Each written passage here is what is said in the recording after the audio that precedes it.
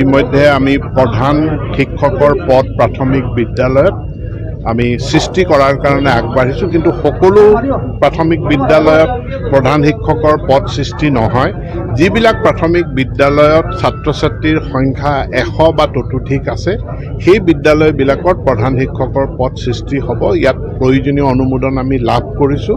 গতিকে 15 আগষ্টৰ ভিতৰত মই কামখিনি সম্পূৰ্ণ কৰাৰ অৰ্থাৎ পদ সৃষ্টি কৰাৰ কামখিনি সম্পূৰ্ণ কৰাৰ চেষ্টা কৰিছোঁ। ইতিমধ্যে আমি প্ৰধান শিক্ষকৰ পদ প্ৰাথমিক বিদ্যালয়ত আমি সৃষ্টি কৰাৰ কাৰণে আগবাঢ়িছোঁ, কিন্তু সকলো প্ৰাথমিক বিদ্যালয়ত প্ৰধান শিক্ষকৰ পদ সৃষ্টি নহয়।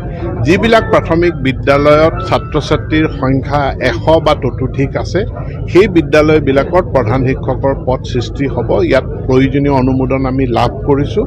গতিকে 15 আগষ্টৰ ভিতৰত মই কামখিনি সম্পূৰ্ণ কৰাৰ অৰ্থাৎ পদ সৃষ্টি কৰাৰ কামখিনি সম্পূৰ্ণ কৰাৰ চেষ্টা কৰিছোঁ। ইতিমধ্যে আমি প্ৰধান শিক্ষকৰ পদ প্ৰাথমিক বিদ্যালয়ত আমি সৃষ্টি কৰাৰ কাৰণে আগবাঢ়িছোঁ, কিন্তু সকলো প্ৰাথমিক বিদ্যালয়ত প্ৰধান শিক্ষকৰ পদ সৃষ্টি নহয়। যিবিলাক প্ৰাথমিক বিদ্যালয়ত ছাত্ৰ ছাত্ৰীৰ সংখ্যা 100 বা ততোধিক আছে, সেই বিদ্যালয়বিলাকত প্ৰধান শিক্ষকৰ পদ সৃষ্টি হ'ব। ইয়াত প্ৰয়োজনীয় অনুমোদন আমি লাভ কৰিছোঁ। গতিকে 15 আগষ্টৰ ভিতৰত মই কামখিনি সম্পূৰ্ণ কৰাৰ অৰ্থাৎ পদ সৃষ্টি কৰাৰ কামখিনি সম্পূৰ্ণ কৰাৰ চেষ্টা কৰিছোঁ। ইতিমধ্যে আমি প্ৰধান শিক্ষকৰ পদ প্ৰাথমিক বিদ্যালয়ত আমি সৃষ্টি কৰাৰ কাৰণে আগবাঢ়িছোঁ, কিন্তু সকলো প্ৰাথমিক বিদ্যালয়ত প্ৰধান শিক্ষকৰ পদ সৃষ্টি নহয়। যিবিলাক প্ৰাথমিক বিদ্যালয়ত ছাত্ৰ ছাত্ৰীৰ সংখ্যা 100 বা ততোধিক আছে, সেই বিদ্যালয়বিলাকত প্ৰধান শিক্ষকৰ পদ সৃষ্টি হ'ব। ইয়াত প্ৰয়োজনীয় অনুমোদন আমি লাভ কৰিছোঁ।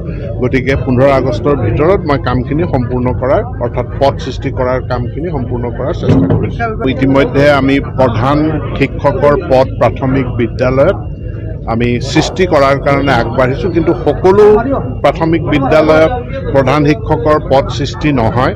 যিবিলাক প্ৰাথমিক বিদ্যালয়ত ছাত্ৰ ছাত্ৰীৰ সংখ্যা 100 বা ততোধিক আছে, সেই বিদ্যালয়বিলাকত প্ৰধান শিক্ষকৰ পদ সৃষ্টি হ'ব। ইয়াত প্ৰয়োজনীয় অনুমোদন আমি লাভ কৰিছোঁ।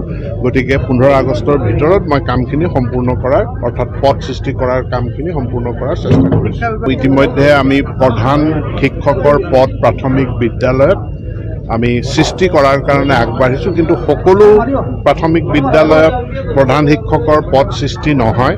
যিবিলাক প্ৰাথমিক বিদ্যালয়ত ছাত্ৰ ছাত্ৰীৰ সংখ্যা 100 বা ততোধিক আছে, সেই বিদ্যালয়বিলাকত প্ৰধান শিক্ষকৰ পদ সৃষ্টি হ'ব। ইয়াত প্ৰয়োজনীয় অনুমোদন আমি লাভ কৰিছোঁ। গতিকে 15 আগষ্টৰ ভিতৰত মই কামখিনি সম্পূৰ্ণ কৰাৰ অৰ্থাৎ পদ সৃষ্টি কৰাৰ কামখিনি সম্পূৰ্ণ কৰাৰ চেষ্টা কৰিছোঁ। ইতিমধ্যে আমি প্ৰধান শিক্ষকৰ পদ প্ৰাথমিক বিদ্যালয়ত আমি সৃষ্টি কৰাৰ কাৰণে আগবাঢ়িছোঁ, কিন্তু সকলো প্ৰাথমিক বিদ্যালয়ত প্ৰধান শিক্ষকৰ পদ সৃষ্টি নহয়।